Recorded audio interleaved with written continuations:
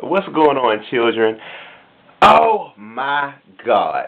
I needed to talk about this. I was trying to avoid it, but things just keep on happening, okay? Over the last couple of videos that I've recorded, first of all, let me say this. I travel the East Coast a lot, all right, performing stand-up comedy, public speaking against homophobia, encouraging HIV and AIDS activism and research, and also helping people feel more comfortable in their skin and addressing issues that need to be addressed in the African American gay and lesbian community. I want to thank people who come out to those events, who support me, who buy my book, who buy my CDs, who come out and see my shows, who send me letters of encouragement. Thank you. Because it can be a draining thing to do. I mean, a lot of people don't try to see the good in what you do. So I thank you all who do support me for seeing the good in what I do. I've recorded a couple of videos over the span of the last 2 to 3 weeks that have covered, in some sort of way, the different elements that are incorporated into ideas of masculinity. We covered the Eddie Long situation, the recent gay youth suicides, and earlier in some of my other videos and in some of my stand-up, I have talked about how a lot of people view masculinity. This incident in particular struck a nerve with me, all right? First of all, I was out with a bunch of, and I'm going to say this, all right? I am not on the down low. I've never been. I've been in the closet, not on the down low. I am an openly gay black man, but I'm about to give you my perspective on this, all right? Because something needs to be said. Okay, I was out a few nights ago, right, with a couple of my friends, some girls. I'm talking about real girls with vaginas. And not the gay boys. I'm talking about real girls. We went out, about 3 of them. And when we go out, right, after the club, we go to IHOP or Denny's. Some stereotypes are not true. That one is true, all right? Black people go to IHOP and Denny's, all right, after the club, all right, to go over somebody's house where they know they can get some free food if they're not too drunk. That stereotype is true. We went to IHOP. And one of the friends just looked at me the whole time. I mean, she's a friend of a friend, so I'm calling her a friend, but she's a friend of a friend. And so, apparently, I'm one of the only openly gay guys who she knows. So, we ordered food, and, you know, she was just looking at me, and she would say little things, and I would say things back to her. And I got a stack of pancakes. Now, on this stack of pancakes, I got a lot of whipped cream, all right, and I put a lot of blueberry syrup on it. And she was like, why you eat it like that? And I was like, because that's the way I like it like that. It tastes good, girl. And she was like, well, my boyfriend does the same thing, so it seems like you two have something in common. And I was like, we both like sweet pancakes. And she was like, And apparently, she's been reading this book by this old bitter queen named J.L. King. He wrote this book called On the Downlow, and it's supposedly supposed to give you clues as to whether or not you're dating a man who's secretly having gay sex or whatever. And apparently, that seems to be one of the things. If your man likes to eat certain types of food, if he wears flip flops, all right. If he wears capri pants, okay, capri pants might be pushing it, but I mean, it just had. I mean, if you read that book, all right, and if you're a gay person, you can kind of look at it and understand this is not all true.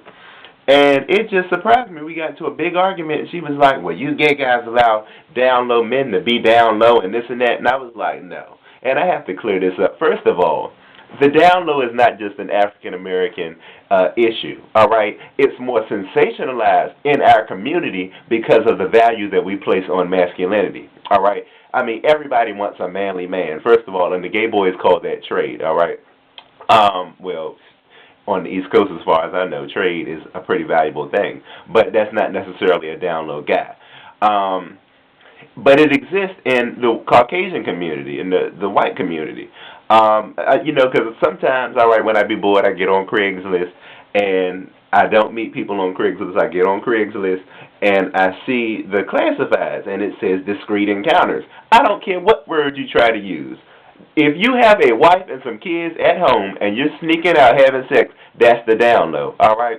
It's Asian guys, all right, who sneak out the back door to carry out, all right, and they probably get it on with a man, all right, and that was so wrong and stereotypical, but I can say this, all right, because this is my channel, this is my video, and I'm talking to y'all real, this is just my perspective. There are Spanish men who do the same thing, all right? And so it's not just an African-American issue, but it is sensationalized because of the struggles that our man, the black man, the image of the black man has gone through.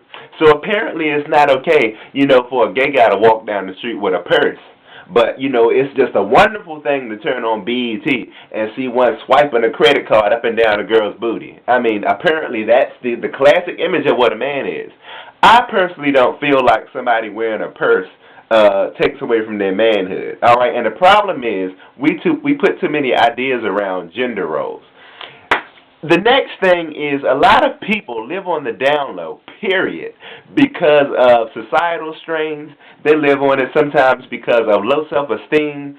Some of them are not able to come out of the closet. And yes, I do feel like when some of them go to jail, they go in there and they find out that they like something, and they come out and they be sneaking around. Then they have a baby mama, and they have 4 or 5 kids running around, and then, they going out. And I don't consider that gay. I don't know what that is, but it ain't gay. Well, it is, but that's just weird. That's what it is. I don't get it, because that's hard to put a label or a hand around. That's weird. But, I mean, when people can't be open about something serious like that, if they really want to spend their life with a man or spend their life exploring their overall sexuality, which is really bisexual, and they can't be open about it, it creates problems like, people going out having unprotected sex as a form or as a way to deny their sexuality. Because if you're not putting on a condom, you're not conscious of what you're doing. You're not admitting to yourself, I am about to fuck this man. I'm about to have sex with this man, and that makes me gay. So a lot of people aren't willing to, say, look, all right, this man is gay. I need to mind my business and let him do him. A lot of people want to walk around and throw this Leviticus crap around at people and you going to hell and this and that. I don't believe that. And a lot of people don't understand the social stigmas that are in place because of religion and because of these ideas of masculinity and because of all these different things that people say a man should be. All right? And I'm tired of it because it creates a lot of problems for gay guys. I'm openly gay, all right? And I'll let you know I'm openly gay. And if you have a problem with it, I'll mate you, all right? And I mean, you either accept it or you don't, but at the end of the day, I am who I am. A lot of people, they don't have the confidence or the self-esteem to admit that. All right, so when you go around and you're talking about, down low men put a lot of whipped cream on their pancakes, and this is how you can tell if you're man gay. Yeah, there might be certain types of ways. Okay, let me admit that. But at the end of the day, you can't just put that into a box, all right, because you make a lot of men look bad. And then you have men lying further about who they are and things that they like, because you have this normal man who is actually heterosexual who can't do normal things because you put masculinity into a box. So I ask you to really be careful about how you look at manhood and all this type of stuff. I just had to vent and get that off my chest, okay? Anyway, please subscribe. Keep watching. I'm cooking, but we'll talk again soon. I love y'all. All right.